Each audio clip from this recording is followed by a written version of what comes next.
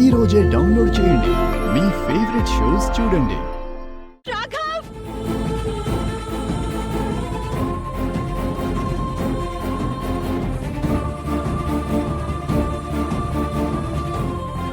వెనక్కెళ్ళండి, వెనక్కెళ్ళండి.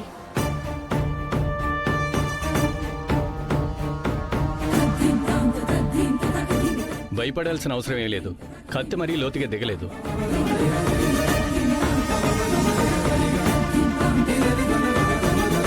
నువ్వెందుకు ఇలా చేశావు? జనాలు ప్రాణాలు తీసే రాక్షసుడు ఈసారి తప్పించుకున్నాడు అంతే, కానీ ఇంకోసారి అస్సలు తప్పించుకోలేడు.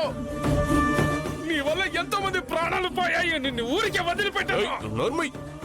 రాఘవ్ ఎవరిని చంపలేదు. తను నిరపరాధి. విన్నావా నువ్వు? అవునా? ఇతను నిరపరాధని నువ్వు అనుకుంటున్నావా? అయితే నువ్వు చాలా అమాయకురాలివి. నేను, నా భార్య, ఇంకా మిగిలిన వర్కర్లందరూ వీడి మీద ప్రాణం పెట్టుకున్నారు. ప్రాణం. కానీ నాకేం తెలుసు వీడు జనాల ప్రాణాలు తీసేస్తాడని. నిదానంగా.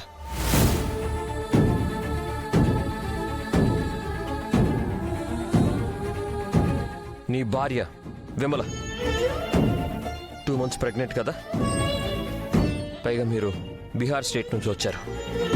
సూర్యవంశీ కన్స్ట్రక్షన్స్ ఎదురుగా పకోడీలు అమ్మేవారు. అది నీకెలా తెలుసు? ఇది ఒకటే కాదు బలరాం, నా సూర్యవంశీ కన్స్ట్రక్షన్ సైట్లో ప్రతి ఒక్క వర్కర్ నా ఫ్యామిలీనే బలరాం. నీకెలా చెప్పాలో తెలియట్లేదు, కానీ నేను నీ పరిస్థితుల్లో చూస్తుంటే నాకెంత బాధగా ఉందో. విన్నారా మీరు? ఇప్పటికీ అలానే అనిపిస్తుందా? ఈయన ఎవరి ప్రాణానైనా తీయగలరని, ఎవరినైనా హత్య చేయగలరనుకుంటున్నారా?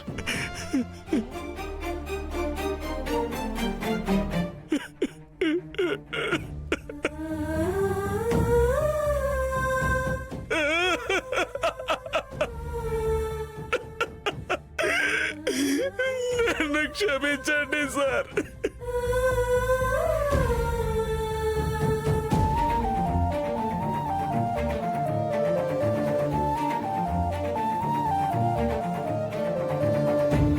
అంతా బాగా అయిపోతుంది.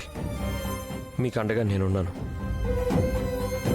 ఇన్స్పెక్టర్ గారు, ఇతను వదిలేయండి. కానీ నాకు ఇతని మీద ఎలాంటి కంప్లైంట్ ఇవ్వాలని లేదు. ఇతను నా మీద దాడి చేసిందేమీ నన్ను గాయపరచాలనే ఉద్దేశంతో కాదు. నిజానికి ఇతను ఎందుకు ఇలా చేశాడంటే, ఎక్కడో చోట పొరపాటును నేనే ఇతన్ని గాయపరిచి ఉంటాను. అలాగే వెళ్ళు. మేము అతి త్వరలోనే అసలు నేరస్తుల్ని పట్టుకుంటాం. వాళ్ళకి కఠినాతి కఠినమైన శిక్ష పడేలా చేస్తాం.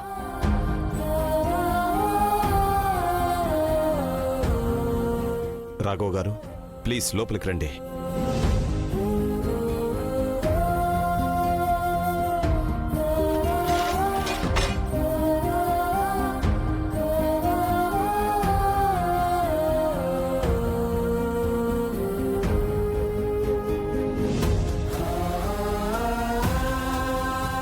అంత బానే ఉంటుంది రాఘవ్.